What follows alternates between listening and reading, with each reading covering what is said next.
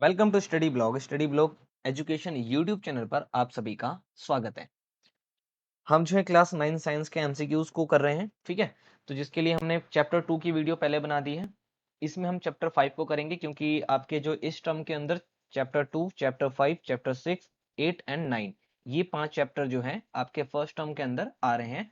तो ये जो पेपर है आपका एमसीक्यू बेस्ड होने वाला है, यानी कि टोटली एमसीक्यू बेस्ड होगा। टोटल 50 क्वेश्चन, सॉरी 60 क्वेश्चन जो है इसके अंदर आएंगे, जिसमें से आपको 50 जो है अटेम्प्ट करने हैं और प्रत्येक क्वेश्चन जो है वो 0.8 मार्क्स का होगा, यानी कि 40 नंबर का आपका पेपर जो है इस प्रकार से सेट किया गया है। तो प्रैक्टिस करनी बहुत जरूरी है एमसीक्यू की, ठीक है। पीडीएफ आपको मिल गई होगी पिछली वीडियो की टेलीग्राम चैनल पर हमारे, आप वहां से जो है उसको डाउनलोड कर चुके होंगे और देख भी चुके होंगे। इस वीडियो की प्लेलिस्ट यानी कि इस वीडियो का जो पीडीएफ है क्वेश्चन का, वो भी आपको उसी चैनल पर मिल जाएगा, तो आप उसको भी वहां से डाउनलोड कर सकते हैं। तो देखिए चैप्टर 5 जिसका नाम है हमारा the fundamental unit of life, the base of life, the foundation of life, जिसको हम कहते हैं, जो कि है हमारा शेल, ठीक है। जो कि हमारा क्या है भाई, सेल। हिंदी में क्या बोलते हैं उसको, कोशिका। तो चैप्टर 5 है हमारा, ये बायोलॉजी का चैप्टर है, ठीक है। तो इसको हम पढ़ने वाले हैं। उम्मीद है कि आपकी पढ़ाई बहुत अच्छी चल रही होगी, काफी अच्छे से आप पढ़ रहे होंगे जहां पर भी आप पढ़ते हैं, ठीक है। एमसीक्यूज की प्रैक्टिस आपको हम यहाँ से करवा देंगे। बाकी आप बुक्स वगैरह घर पर पढ़ते रहिए।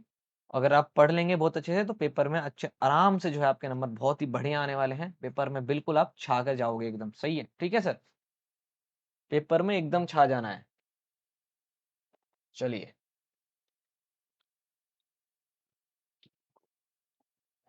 वीडियो को शेयर वगैरह जरूर करिए।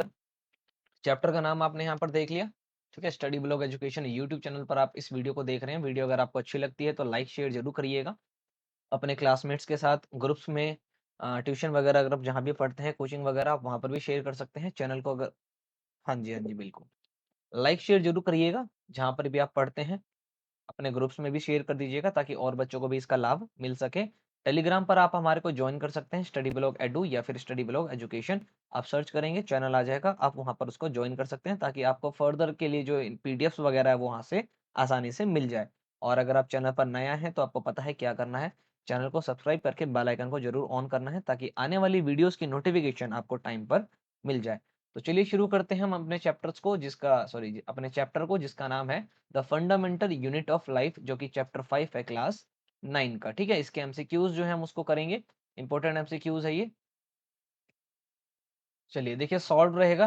इसका ये मतलब नहीं है कि आपको नकल मारना है, मतलब केवल ये है कि आपको खुद जानना है कि आपको ये क्वेश्चन आता था या नहीं। तो देखिए पहला क्वेश्चन क्या है, the process of plasmolysis in plant cell is defined as, कि भाई द प्रोसेस जो होता है प्लांट सेल के अंदर प्लास्मोसिस का, उसको किस प्रकार से जो है डिफाइन किया जाता है। Break down of plasma membrane in hypotonic solution.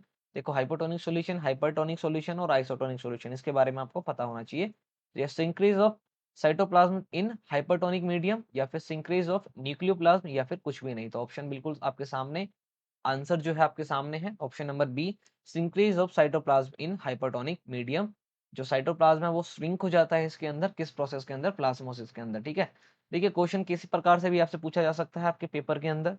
आपको प्रिपेयर आपको होना है, ठीक है, प्रिपेयर आपको होना है। एग्जामिनर तो प्रिपरेशन बहुत अच्छे से कर रहा है, ठीक है, इसलिए आपको एक साल दिया जाता है कि भैया आप अपनी प्रिपरेशन करके दीजिए। क्योंकि अगर आप अपनी प्रिपरेशन भले ही ना कर रहे हो, पर एग्जामिनर जो है वो अपनी प्रिपरेशन बहुत अच्छे से कर रहा होता है, ठीक है। तो आपको भी प्रिपेयर होना काफी जरूरी है। तो पहले का बिल्कुल सही आंसर होगा option number B. Question number 2 देखिए, the proteins and lipids essential for building the cell membrane are manufactured by. कह रहे भाई देखो यहाँ पर एक नंबर का आपको क्वेश्चन मिल गया।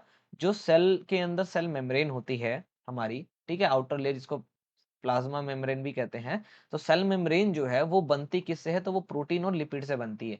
तो सवाल जो है वो ये पूछा गया कि जो प्रोटीन और लिपिड से जो सेल मेम्ब्रेन बनता है, ये किसके द्वारा जो है बनाया जाता है। आरईआर के द्वारा, यानी कि रफ एंडोप्लाज्मिक रेटिकुलम, या फिर गोगली ऑप्शन नंबर बी जो है गोल्गी एपेरेटस के द्वारा बनाया जाता है, प्लाज्मा मेम्ब्रेन के द्वारा बनाया जाता है, या फिर माइक्रोकॉन्ड्रिया के द्वारा। तो माइक्रोकॉन्ड्रिया तो power house of the cell होता है, यानी कि सेल का पावर हाउस कहते हैं इसको। सेल मेम्ब्रेन को ही प्लाज्मा मेम्ब्रेन कहते हैं, ठीक है। तो ऑप्शन ए जो है इसका बिल्कुल सही है, ईआर। एल्डोप्लाज्मिक रेटिकुलम के अंदर एक रफ वाला होता है, एक स्मूथ वाला होता है। एसईआर जो है वो अंदर की तरफ होता है, जबकि बाहर की तरफ क्या होगा, हमेशा आरईआर। ठीक है, तो ये इसका बिल्कुल ही सही आंसर है। बिल्कुल सही आंसर है ऑप्शन नंबर ए। आगे देखते हैं क्वेश्चन नंबर 3 आपकी स्क्रीन पर ये रहा। क्वेश्चन नंबर 3 को देखिए फटाफट से, क्या कहता है? Anneupling of food materials or foreign bodies by cells like amoeba is called। भाई अमीबा कैसे खाना खाता है या उसको क्या कहते हैं? तो उसको क्या कहते हैं भाई? एंडोसाइटोसिस। क्या कहते हैं? एंडोसाइटोसिस। डिफ्यूजन कहते हैं, ऑस्मोसिस कहते हैं या प्लाज्मोसिस कहते हैं, तो उसको क्या कहते हैं? एंडोसाइटोसिस। बहुत ही इंपॉर्टेंट चीज है भाई, बहुत ध्यान रखना आपको कि इंपॉर्टेंट एमसीक्यूज हैं ये पेपर में आपको पूछे जा सकते हैं। आप टेक्स्ट बुक पढ़ते रहिएगा, मतलब आपने टेक्स्ट बुक तो पढ़ा ही होगा बेसिकली, और साथ में ये बहुत चीज करना है आपको, मतलब एमसीक्यूज भी आपको जरूर पढ़ना है। क्वेश्चंस अच्छे लगे हैं तो लाइक जरूर करिएगा, वीडियो को ज्यादा से ज्यादा शेयर जरूर करिएगा। आपके सपोर्ट की हमारे को काफी जरूरत है, ताकि हमारी वीडियो जो है वो और बच्चों तक भी पहुंच सके और वो भी इनका लाभ आसानी से उठा सके। चौथा क्वेश्चन है एनिमल सेल। हाँ जी, चौथा क्वेश्चन देखिए, animal cell lacking nuclei would also lacking. ठीक है भाई, कह रहा है एनिमल सेल जो है उसके अंदर लैक, यानी न्यूक्लियस जो होता है उसका, ठीक है, वो जो है किसके अंदर लैक होता है? एंडोप्लाज्मिक रेटिकुलम के अंदर, क्रोमोसोम के अंदर, लाइसोसोम्स के अंदर, राइबोसोम्स के अंदर। तो ऑप्शन नंबर बी जो है इसका बिल्कुल सही आंसर है क्रोमोसोम। ठीक है, क्रोमोसोम जो है इसका बिल्कुल ही सही आंसर है। 4 क्वेश्चन हमने यहाँ पर कंप्लीट कर लिए हैं। 4 में से आपको कितने आते थे? आप प्रिपरेशन को अपनी देखते रहिएगा। ठीक है, खुद को एनालाइज करना सीखिए जिंदगी के अंदर, तभी आप आगे बढ़ पाएंगे, अदरवाइज आप आगे नहीं बढ़ पाएंगे। आगे देखिए क्वेश्चन नंबर 5 जो है, मिडल लैम्ना अकर्स, ये कहां पर होता है भाई? Inner to primary wall, inner to secondary wall, outer to secondary wall और आउटर टू प्राइमरी वॉल। तो ये हमेशा होता है आउटर टू प्राइमरी वॉल, जो प्राइमरी वॉल होती है उसके बाहर की तरफ होता है। क्वेश्चन नंबर 6 देखिएगा, क्वेश्चन नंबर 6 है a cell will swell up to, a cell will swell up to, sorry up if, a cell will swell up if। भाई जो सेल है वो स्वेल हो जाएगा, यानी कि उसमें सूजन आ जाती है। तो भैया वो सूज जाता है या फूल जाता है, वो किस कारण से? पूछा जा रहा है आपसे। The concentration of water molecules in the cell is higher than the concentration of water molecules in the surrounding material, या फिर ऑप्शन नंबर बी है the concentration of water molecules in surrounding medium is higher than water molecules concentration in the cell. तीसरा option है the concentration of water molecules is same in the cell and the surrounding medium. भाई same होगा तो swell तो बिल्कुल भी नहीं होगा। Concentration of water molecule doesn't matter, ऐसा कुछ नहीं हो सकता भाई, मैटर तो करता है भाई, वाटर का कंसंट्रेशन में जो है मैटर तो करता है, तभी तो स्वेलिंग होगी। आप देखिए दो ऑप्शन को ध्यान से देखिए, the concentration of water molecules in the cell, यानी कि सेल के अंदर जो कंसंट्रेशन है वाटर मॉलिक्यूल्स का वो हाइयर है, और बाहर की तरफ क्या है? हमेशा लोअर है। और दूसरा आपसे ये बोला गया the concentration of water molecules in surrounding medium is higher, और वो क्या हो जाएगा? लोअर हो जाएगा। तो ये बिल्कुल ही सही आंसर होगा, ये आंसर इसका नहीं होगा। क्वेश्चन नंबर 6 का बिल्कुल सही आंसर होगा ऑप्शन नंबर बी। ठीक है, इंपॉर्टेंट क्वेश्चंस वगैरह हैं तो आप इसको देखिएगा। देखिए बायोलॉजी का ये चैप्टर है, तो उसी प्रकार से इसको आपको पढ़ना पड़ेगा। क्वेश्चन नंबर 7 है सेल वॉल इज अब्सेंट। भाई सेल वॉल किसके अंदर नहीं होता? तो माइक्रोप्लाज्मा के अंदर जो है सेल वॉल नहीं होता। माइक्रोप्लाज्म के अंदर सेल वॉल नहीं होता, प्लांट के अंदर होता है, बैक्टीरिया में होता है, फंगस में होता है, बट माइक्रोप्लाज्म में नहीं होता। इंपॉर्टेंट चीज है, आपको मालूम होना चाहिए। क्वेश्चन नंबर 8 देखिए, name two cell region containing their own genetic material. दो सेल रीजन बताइए जो अपने ही जेनेटिक मटेरियल को कंटेन करते हैं, तो वो कौन कौन से हैं? तो माइक्रोकॉन्ड्रिया और प्लास्टिक्स, ये बिल्कुल सही है। न्यूक्लियस माइक्रोकॉन्ड्रिया नहीं हो सकता, लाइसोसोम्स और राइबोसोम्स नहीं हो सकता क्योंकि ये तो मर जाते हैं। तो माइक्रोकॉन्ड्रिया और प्लास्टाइड्स जो हैं वो इसका बिल्कुल ही सही आंसर होगा। क्वेश्चन नंबर 9 देखिए, cartilage matrix is digested during its osteogenesis through. ठीक है भाई, किसके द्वारा होता है cartilage matrix? It digested during its osteogenesis through inter intracellular ऑटोग्राफिक एक्टिविटी, एक्स्ट्रासेलुलर लाइसोमल एक्टिविटी, या इंट्रासेलुलर हाइपरो सॉरी ठीक है, इंट्रासेलुलर हेट्रोग्राफिक एक्टिविटी, या फिर option number D both B and C. देखिए ऑप्शन एक बार और देखिए, फंबल हो गया था बीच में।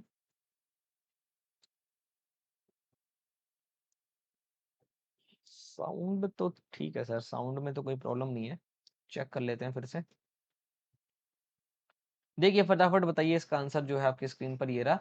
एक्स्ट्रा सेलुलर लाइसोमल एक्टिविटी के द्वारा क्या होता है? कार्टिलेज मैट्रिक्स जो है वो डाइजेस्ट हो जाती है, कब? ऑस्ट्रोजेनियस के थ्रू में। ठीक है, तो क्वेश्चन नंबर 9 जो है हमारे यहाँ पर कंप्लीट हो चुका है। आगे देखते हैं, आगे जो है क्वेश्चन नंबर 10 में क्या पूछा है हमसे। क्वेश्चन नंबर 10 जो है वो है न्यूक्लियर डिस्कवर्ड वाई। भाई सबसे पहले किसने डिस्कवर किया था? तो रॉबर्ट ब्राउन ने किया था। किसने किया था भाई? रॉबर्ट ब्राउन ने। मोस्ट इंपोर्टेंट है ये, ठीक है। रॉबर्ट ब्राउन ने क्या किया था? इसको सबसे पहले खोजा था। क्वेश्चन नंबर 11 देखिए, which of the following is a not a function of Golgi apparatus? क्या फंक्शन नहीं है इसका? आपको सभी के फंक्शंस याद होने चाहिए, ठीक है। बुक्स आप पलटेंगे ना, आपको सब मिलेगा। आपको सपोर्ट मटेरियल अगर आपके पास नहीं है तो वो भी आपको मिल जाएगा, जैसे सपोर्ट मटेरियल जो स्कूल से मिलते हैं, ठीक है। यानी कि क्लास 9 साइंस के जो सपोर्ट मटेरियल हैं, ये भी आपको मिल जाएंगे हमारे टेलीग्राम चैनल के ऊपर। टेलीग्राम चैनल पर आप जाकर के क्लास 9 साइंस या सपोर्ट मटेरियल सर्च करेंगे, आपको ये आसानी से मिल जाएगा, ठीक है। तो उसमें से भी आप पढ़ सकते हैं, काफी अच्छे से आपकी प्रिपरेशन हो जाएगी। तो इसका सही आंसर क्या होगा? Detoxification of poison and drugs. भाई सेल के अंदर से ड्रग्स और पॉइजन को ये जो है डिटॉक्स नहीं करते हैं, बल्कि ये जो तीन चीज हैं ये करते हैं, ठीक है। तो यहाँ पर तो नॉट पूछा था, इसलिए आपने एक बता दिया। हो सकता है यहाँ पर फंक्शन पूछ ले और तीन गलत दे दे और आपसे एक जो है सही पूछ ले।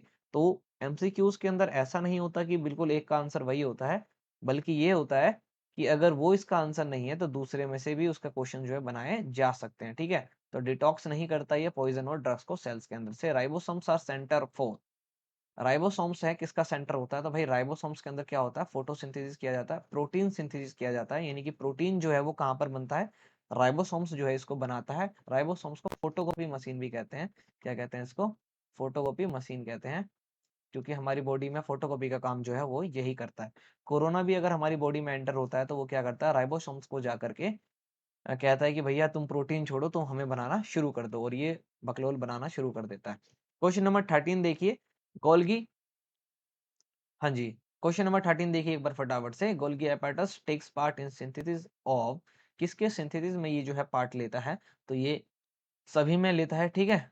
हॉर्मोन्स के अंदर भी लेता है, ग्लाइकोल प्रोटीन्स के अंदर भी लेता है, ग्लाइकोलिपिड्स के अंदर भी लेता है। तो ऑल ऑफ अबव या ऑल ऑफ दीज जो है इसका बिल्कुल ही सही आंसर होगा। क्वेश्चन नंबर 14 देखिए, name the plastid important for photosynthesis in plant. कि भैया प्लांट के अंदर जो फोटोसिंथेसिस होता है उसमें कौन सा प्लास्टिड जो है वो इंपॉर्टेंट है? तो वो है क्लोरोप्लास्ट, क्योंकि क्लोरोप्लास्ट, ठीक है। ऑप्शन नंबर सी है। क्लोरोप्लास्ट ही जो है वो क्या करता है? फोटोसिंथेसिस जो है उसको एब्जॉर्व करता है, यानी कि हीट को जो है यही एब्जॉर्व करता है। तो ये काफी इंपॉर्टेंट पार्ट है, अगर ये नहीं होगा तो फोटोसिंथेसिस प्लांट जो है वो नहीं कर पाएंगे। तो क्वेश्चन नंबर 14 यहाँ पर कंप्लीट हो गया। क्वेश्चन नंबर 15 देखिए फटाफट से। क्वेश्चन मजेदार लग रहे हैं तो फटाफट से वीडियो को लाइक जरूर करें, शेयर जरूर करिएगा, ठीक है। क्वेश्चन नंबर 15 है, in plant cells many substances important for life are stored in. कह रहा भाई प्लांट सेल के अंदर जो है ऐसे सब्सटेंसेस जो लाइफ के लिए बहुत इंपॉर्टेंट होते हैं वो कहाँ पर जो है स्टोर होते हैं? फटाफट। माइक्रोकॉन्ड्रिया में होते हैं, लाइसोसोम्स में होते हैं, वेकल्स के अंदर होते हैं, या प्लास्टाइड्स के अंदर होते हैं? तो भाई बिल्कुल सही आंसर होगा इसका सी। ऑप्शन नंबर सी जो है इसका बिल्कुल सही होगा। प्लांट के अंदर इस प्रकार के सब्सटेंस जो उनकी लाइफ के लिए इंपॉर्टेंट है काफी, तो वो उसको कहाँ स्टोर करके रखते हैं? तो वो उसको वेकल्स के अंदर स्टोर करके, वेकल्स के अंदर जो है स्टोर करके रखते हैं। क्वेश्चन नंबर 16 जो है वो अगला है, देखिए इसको। Which of the following is correct for prokaryotic ribosomes? बहुत ही ध्यान से पढ़िएगा इसको, ठीक है। तो कह रहा है it dissociate into 50s and 30s, 40s और 40s, 60s और 20s, 70s और 30s। तो किस में डिसोशिएट होता है ये? डिसोशिएट किसके अंदर होता है ये? 50s और 30s के अंदर, ठीक है। डीएनए की फुल फॉर्म आपको पता होनी चाहिए भाई। डीएनए का फुल फॉर्म जी आप जो है आपसे पूछा जा सकता है। क्वेश्चन नंबर 17 देखिए, in a cell DNA is found in. एक सेल के अंदर जो डीएनए होता है वो कहाँ पर फाउंड होता है? तो न्यूक्लियस के अंदर होता है, माइक्रोकॉन्ड्रिया और प्लासाइड्स के अंदर होता है। भाई माइक्रोकॉन्ड्रिया और प्लासाइड्स तो अभी ऊपर पढ़ाई था हमने, ठीक है। और न्यूक्लियस के अंदर जो डीएनए तो होता ही है। हमारे जो जीन्स होते हैं वो इसी में होते हैं। क्वेश्चन नंबर अगला देखिए, क्वेश्चन नंबर 18 जो है, क्वेश्चन नंबर 18 देखिए फटाफट। क्वेश्चन नंबर 18 है, ERF1 is the release factor in eukaryotic that requires. कि भाई इसको क्या रिक्वायर चाहिए होता है? तो इसको जीटीपी चाहिए होता है राइबोसोम्स को बाइंड करने के लिए। राइबोसोम्स को बाइंड करने के लिए जीटीपी की जरूरत होती है, जो कि ERF1 के अंदर निकलता है, ठीक है, रिलीज होता है। क्वेश्चन नंबर 19 देखिए, the most abundant material in plant cell wall. The most abundant material in plant cell wall is, कौन सा होता है? तो भाई सेलुलोज होता है इनका, ठीक है। लिपिड, वैक्स, प्रोटीन में से क्या जो है इसका बिल्कुल सही आंसर होगा, तो वो होगा ऑप्शन नंबर ए। तो 19 क्वेश्चन हमारे यहाँ पर क्या हो गए हैं, कंप्लीट हो चुके हैं। 19 में से आपको कितने आते थे, ये आप ध्यान रखिएगा, ठीक है? अगर आपको 19 में से अगर 15 भी आते हैं तो आपकी प्रिपरेशन जो है वो काफ़ी अच्छी चल रही है। आगे देखिए, आगे देखते हैं हम। बुक्स ज़रूर पढ़िएगा क्योंकि क्वेश्चन जो है वो बेसिकली तो बुक्स में से ही आने वाले हैं, एनसीईआरटी से ही आएँगे, ऐसा तो नहीं कि बाहर से पढ़ लेंगे। Question number 20, different layers of cell wall are. भाई different layer of cell wall जो है वो क्या होते हैं? तो देखिए लैमिना में जो है वो डिवाइड होते हैं। In the middle lamella primary wall और सेकेंडरी वॉल के अंदर जो है ये डिवाइडेड होते हैं, ठीक है? प्लांट सेल के अंदर बेसिकली, प्लांट सेल नहीं मतलब सेल के अंदर ही होता है। आपने एक स्ट्रक्चर देखा होगा, इस प्रकार से बना हुआ है, इसमें 3 जो है वो जुड़े हुए हैं आपस में 3D शेप के अंदर, तो आपको मिल जाएगा, उसी में ये नाम लिखे हुए हैं, ठीक है? बुक्स के अंदर, इसलिए देखिए बुक तो पढ़ना ज़रूरी है, बुक्स तो पढ़िए। ऐसा नहीं है कि ये कह रहा हूँ कि भैया केवल एमसीक्यू देख के चले जाइए और आपका क्लियर हो जाएगा, ऐसा नहीं होता, ठीक है? बुक्स आपको पढ़नी पड़ेगी क्योंकि वो आपका काम है। बुक्स आप पढ़िए और साथ-साथ में ये देखिए तब ज़्यादा अच्छा होगा, ठीक है? Question number 21, which organelle is called the suicidal bag of cell. बहुत ही इंपॉर्टेंट, बहुत ही आसान सा क्वेश्चन है। लाइसोसोम्स को जो है सुसाइडल बैग कहते हैं सेल का, क्योंकि ये जो है इसका बेसिकली काम होता है सेल के अंदर अगर कोई इस प्रकार की चीज़ आ जाए जो उसके एटमॉस्फेयर के अकॉर्डिंग नहीं है या जो बॉडी का नहीं है, तो वो उसको मारने के लिए जाता है और साथ ही साथ क्या करता है, उस सेल को भी, जिस सेल में वो रहता है, उसको भी ये नष्ट कर देता है। इसलिए इसको सुसाइडल बैग भी कहते हैं या सुसाइड बैग भी कहते हैं। The primary function of smooth endoplasmic reticulum in liver cell. देखो एसईआर की बात हो रही है, तो पक्का इनर होगा, ये इनर लेयर की बात हो रही है। तो लिवर सेल के अंदर जो है इसका क्या काम होता है, तो ये क्या करता है भाई, लिवर में बेसिकली क्या काम है इसका, डिटॉक्सिफिकेशन करता है भाई, छानने का काम करता है। डिटॉक्स मतलब होता है वेस्ट मटेरियल को बाहर निकालना, ठीक है? ये उसका, इसका जो है यही काम होता है।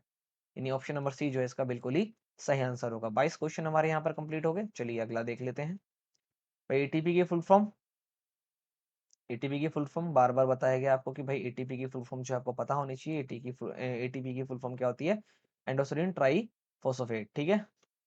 बिल्कुल सही आंसर होगा। डीएनए की फुल फॉर्म भी आपको याद करके रखना है, ठीक है? क्वेश्चन नंबर 24 देखिए, which of the following acts as garbage disposal system of the cell।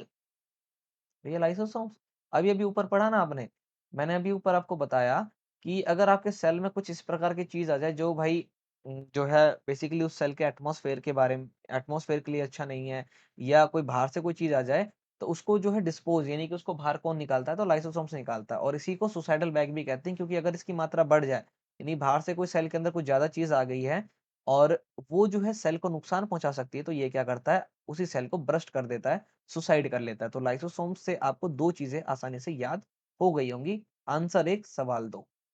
Question number 25 को देख लेते हैं। Power house of the cell, mitochondria, पता ही होगा आपको, बहुत ही आसान है ये। इसका काम क्या होता है भाई, सेल को पावर देता है ये। Question number 26, most of the substances in the living world are transported across the cell membrane by the process of. भाई एक सेल मेम्ब्रेन से दूसरे सेल मेम्ब्रेन में जो चीज जाती है उसको क्या कहते हैं, उसको ऑस्मोसिस कहते हैं। क्या कहते हैं भाई, ऑस्मोसिस कहते हैं, ठीक है? ये इंपॉर्टेंट है, ये आपको पता होना चाहिए। आप कुछ जो है ना सपोर्ट मटेरियल से भी पढ़ लीजिए, अगर आपको स्कूल से मिली है तो अच्छी बात है, नहीं तो आपको टेलीग्राम चैनल पर ये मिल जाएगा। आप सपोर्ट मटेरियल करके सर्च करेंगे ना तो आपको ये आसानी से मिल जाएगा। तो ऑस्मोसिस इसका बिल्कुल सही आंसर होगा। क्वेश्चन नंबर अगला देखिए 27, animal cell lacking nuclear would also check lack in. ये तो अभी ऊपर पढ़ा ही था, क्रोमोसोम्स जो है इसका बिल्कुल सही आंसर है, ठीक है? ये तो हमने ऊपर ही देखा था। लास्ट क्वेश्चन देखिए, क्वेश्चन नंबर 28, ये क्या है, क्या कह रहा है भाई हमारे को क्वेश्चन नंबर 28, इस वीडियो का आखिरी question. Find out the correct sentence. Enzymes packed in lysosomes are made through RER, ठीक है? आरईआर मतलब रफ एंडोप्लाज्मिक रेटिकुलम। दूसरा कह रहा है rough endoplasmic reticulum and smooth endoplasmic reticulum produce lipid and protein respectively, कि भैया यही दोनों प्रोटीनों को बनाते हैं। तो ये तो बात बिल्कुल गलत है, ठीक है? उसके बाद तीसरा है, तीसरा देखिए फटाफट, तीसरा है endoplasmic reticulum is related to the destruction of plasma membrane. तो ये भी नहीं है, ये भी बात गलत है, ये भी बात गलत है। Nucleoid is present inside the nucleoplasm of eukaryotic nucleus, ये भी गलत है, ठीक है? तो ए ऑप्शन जो है इसका बिल्कुल सही है। Enzymes packed in lysosomes are made through RER, क्योंकि भाई ये रफ होते हैं, बाहर की तरफ होते हैं, लाइसोसोम्स के अंदर जो है ये पैक्ड किए जाते हैं। तभी तो लाइसोसोम्स जो है अदर बैक्टीरिया को जो सेल के बाहर से आ जाते हैं उसको क्या करता है, ये खा लेता है, खा के खत्म कर देता है। तो वो देखिए ये जो क्वेश्चन है हमारे यहाँ पर कंप्लीट हो गए। क्वेश्चन 28 क्वेश्चन हमने यहाँ पर करे। 28 में से आपके कितने सही थे ये आप बताइएगा नीचे कमेंट करके, और आपके एग्जाम के लिए आपको बेस्ट ऑफ लक। ठीक है, आपके एग्जाम के लिए आपको बेस्ट ऑफ लक। बहुत अच्छे से प्रिपरेशन करिए, माँ बाप का नाम रोशन करिए, अध्यापक का नाम रोशन करिए जिनके साथ आप पढ़ रहे हैं। ठीक है, काफी मेहनत लगती है पढ़ाने में, चीजें बनाने में, समझाने में। उम्मीद है कि आप इन चीजों का क्या करेंगे, ध्यान रखेंगे। तो देखिए, ये जो हमारा चैप्टर था, जिसका नाम क्या था हमारा भाई, चैप्टर का नाम क्या था बेसिकली, किसी को याद है? चैप्टर का नाम था हमारा the fundamental unit of life, जो कि चैप्टर नंबर फिफ्थ है हमारा, यानी कि 5वां अध्याय है। कोशिका सेल के बारे में इसमें बात की गई है, बायोलॉजी का चैप्टर है ये हमारा, यहाँ पर क्या हो गया, कंप्लीट हो चुका है काफी अच्छे से। 28 क्वेश्चन हमने यहाँ पर करे हैं। आपको 28 में से कितने आते थे, ईमानदारी से नीचे बताइएगा। आपको ये पीडीएफ हमारे टेलीग्राम चैनल पर मिल जाएगा। टेलीग्राम चैनल का नाम आपको मालूम होगा, स्टडी ब्लॉग एडू या फिर स्टडी ब्लॉग एजुकेशन। आप सर्च करेंगे, वहां पर आपको मिल जाएगा। चैनल को ज्वाइन भी कर लीजिएगा, लाइक शेयर करिएगा वीडियो को अगर आपको अच्छी लगी है तो। मिलते हैं नेक्स्ट वीडियो में नए टॉपिक के साथ, तब तक के लिए जय हिंद।